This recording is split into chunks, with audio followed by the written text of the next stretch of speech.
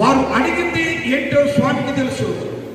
స్వామి ఏమి ఇవ్వాలో వీళ్ళకు తెలుసు కనుక నేను ఇవ్వగలనని నమ్ముచున్నారంటే నమ్ముచున్నా ప్రభు, నమ్ముచున్నా ప్రభు, నమ్ముచున్నా.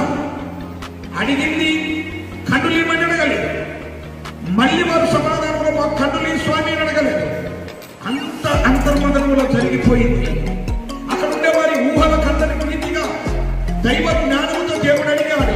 ఇద్దరు గుడ్డివారు కూడా అదే జ్ఞానంతో సమాధానము చెప్పారు.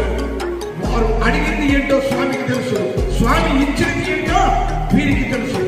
దేవునికి మనకు నమ్మసిన పండగ. మనం ఏమి అడుగుతామో, మనం ఏమి పొందుకోవాలో దేవునికి మనకు తెలియాలి. ఏమైతే అడిగారో ఆ రీతిగా మీ కన్నులు తెరవబడునుగాక.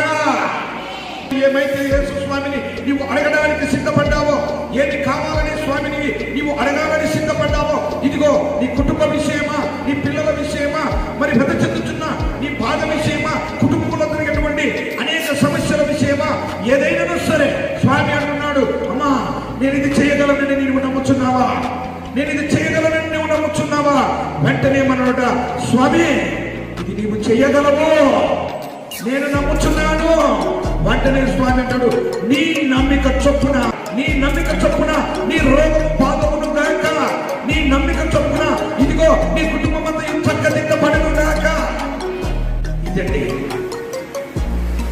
దేవుని మాట. మన ప్రార్థనను బట్టే ఆశీర్వాదం మనకిచ్చే రీతిగా ఉంటుంది.